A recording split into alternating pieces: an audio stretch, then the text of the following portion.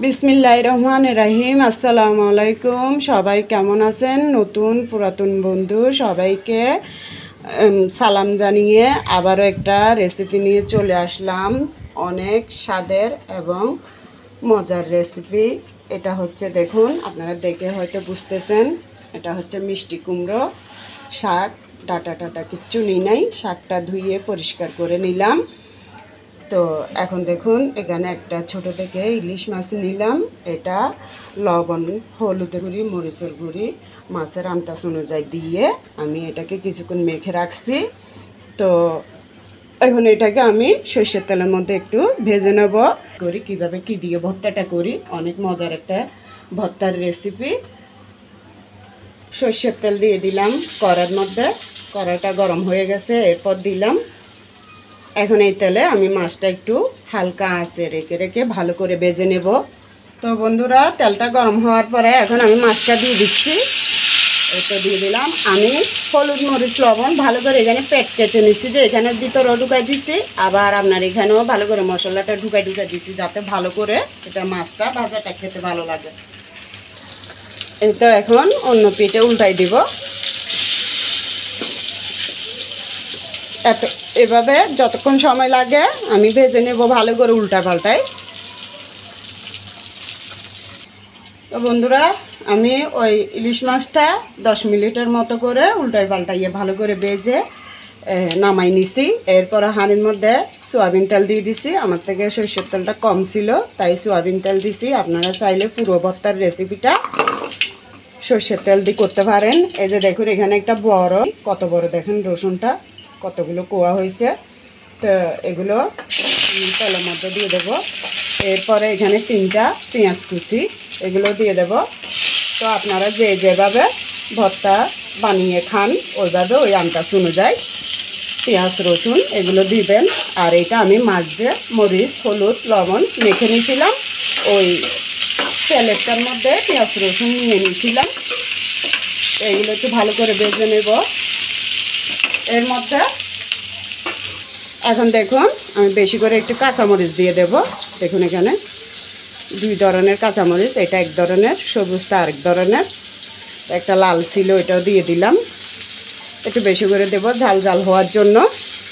তা আপনারা ঝালটা যেভাবে খান বাড়িয়ে কমিয়ে দিয়েন, যার যেভাবে ভালো লাগে। আমি তো অসুস্থ শরীর, আমার তো ঝাল ঝাল খেলে ভালো লাগতেছে। দিয়ে অনবরত নেড়ে নেড়ে এভাবে লাল করে নিলাম। এগুলো আলাদা ইয়েতে তুলে নেব। তো বন্ধুরা, আমি এই হাঁড়িতে আবারও একটু সয়াবিন তেল দিয়ে দিছি। এখন ছোটো 4 চামচ, 1 চামচ কালো জিরে, 1 চামচ হলুদ সর্ষে এগুলো দিয়ে দেব। এগুলো একটু ভেজে নিই হালকা জালে, একদম সামান্য জালে। এরপর আমি মিষ্টি কুমড়ো শাকটা দিয়ে দেব। এই তো বন্ধুরা, এখন আমি মিষ্টি কুমড়ো শাকগুলো দিয়ে দিলাম। ধনিয়া পাতাটা একটু পরে দেব।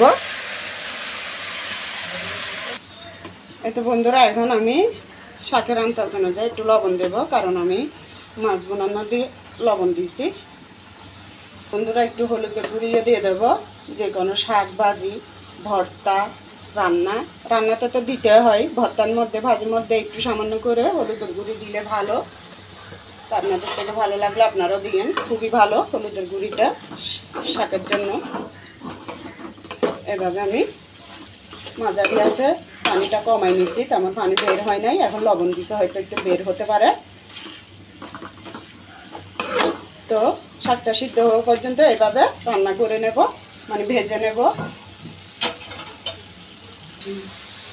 তো বন্ধুরা, দেখুন পানিটা টেনে গেছে। এ পর্যায়ে আমি ধনিয়া পাতাগুলো দিয়ে দেব। বেশি করে একটু ধনিয়া পাতা দিলাম। ধনিয়া পাতা দিলে হয় কি, একটু গ্যারানটা ভালো হয়। আর শাকের সাথে দিই নাই, যে শাকের সাথে একসাথে দিলে সিদ্ধ হতে হতে ধনিয়া পাতার গ্যারানটাই নষ্ট হয়ে যেত, তাই একসাথে দিলাম না।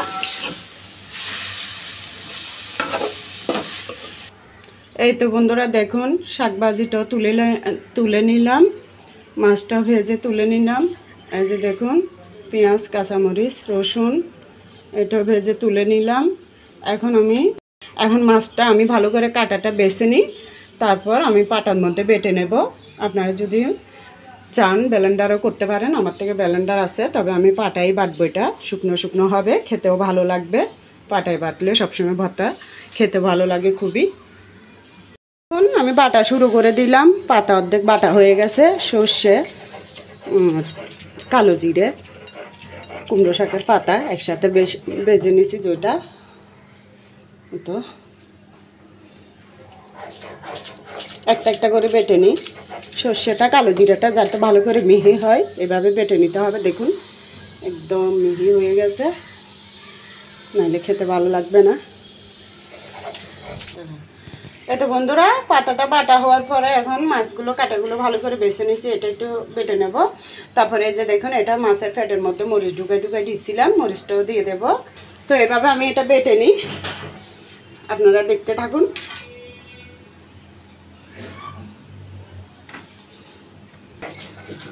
তো বন্ধুরা, একে একে সবগুলো ভর্তাগুলো বেটে নিলাম। শুধু মরিচটা একটু ভর দিয়ে মিহি করে বেটে নিলাম।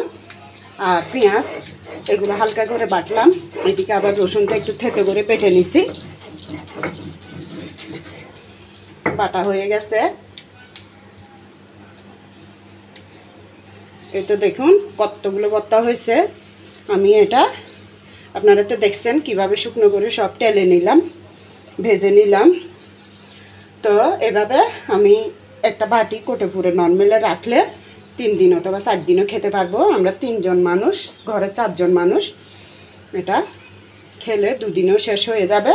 তারপরেও আমি রেখে খাওয়ার জন্য বেশি করে করছি। এটা আমি 4-5 দিনও রাখতে পারবো। আর যদি ঠান্ডার দিন হয় 1 সপ্তাহ রেখে খাওয়া যাবে ফ্রিজে। এখন তো গরম বেশি, তাই 3-4 দিন রাখলে ভালো হবে, বেশি না রাখলে ভালো নর্মালের মধ্যে।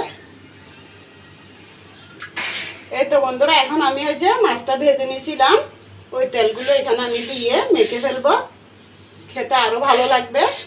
তো বন্ধুরা, যাদের ছোট বাচ্চা আছে বা শাক এমনিতে খেতে চায় না, ইলিশ মাছ কাটা বাঁচানোর জন্য বড়গুলো খাওয়াতে পারে না বা নিজেরাও খেতে পারে না, দেখবেন এইভাবে শাকের সাথে ইলিশ মাছ এভাবে ভর্তা করে বাচ্চাদেরকেও খাওয়াতে পারবেন। আর বড়দের জন্য তো অনেক একটা টেস্টি খাবার, মানে ভর্তার রেসিপি।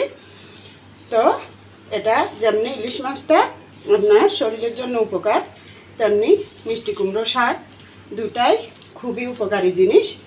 আজকে আমি এইভাবে রেসিপিটা করে দেখালাম। তো আমি তো লবণ টবণ সব দিয়েছি, দেখি লবণটা কেমন হয়েছে। আমার মেয়েটা একটু খেয়ে দেখুক, আমিও দেখি। বিসমিল্লাহ। অসাধারণ, মাশাআল্লাহ, অসম্ভব মজা হয়েছে। আপনাদের যদি ভালো লাগে তো আপনারা মাশাআল্লাহ বলবেন, করে দেখবেন কেমন লাগে। দেখে বুঝতেছেন আশা করি কেমন হয়েছে। এখন আমি তুলে নেব। দেখুন অনেকগুলো ভর্তা। এটা দিয়ে রাতে এখন দিনের 3টা 3:30 বেজে গেছে। আমার মেয়ে বসে এটা দিয়ে খাবে, তাই এখনও ভাত খাওয়া হয় নাই, আমি ওখানে খাইনি। অথচ আপনাদের ভাইয়া দোকান থেকে মাংস, সবজি, তরকারি, ভর্তা সব কিছু আনছে। আমি পারবো না দেখে একটুখানি খারাপ লাগছিল, এই জন্য তো উঠে আবার করা শুরু করলাম কাজটা। এখন ভর্তার রেসিপিটা হয়ে গেছে, কেমন লাগছে জানাইন কমেন্টে। খাওয়া শুরু করে দিলাম। যেটার মধ্যে ভর্তার রেসিপি দেখাচ্ছি ওইটার মধ্যে এটা কিন্তু ছোটোখাটো নাস্তাটাই ছিল। ওই যে দেখুন ইলিশ মাছের মাথাটা কাটা বেছে নেওয়ার পরে মাথাটাও নিলাম, ভর্তা করছি যেটাও নিলাম, 2 টুকরা লেবু, একটু শসা, একটা কাঁচামরিচও নিলাম। এত ঝাল দেওয়ার পরও আমার থেকে আবার কাঁচামরিচ খেলে ভালো লাগে। তো দেখুন মেখে নিলাম। আর এই যে আপনাদেরকে বললাম দোকান থেকে আনছে, এই যে দেখুন ডাল আনছে, এই যে দেখুন এটা ভর্তার। তারপর আমি মাংস, ছেলে খাইছে, আপনাদের ভাইয়া খাইছে, এখন আমরা মা মেয়ে খেতে বসছি। আবার এদিকে দেখুন এটা কিসের সবজি, কচুর তরকারি।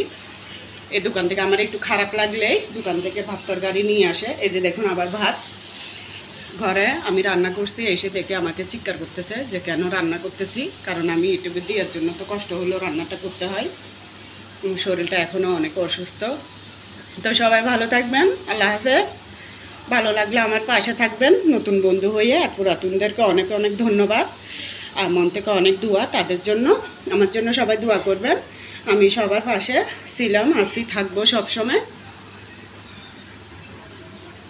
সবাই ভালো থাকবেন, আল্লাহ হাফেজ, আসসালামু আলাইকুম।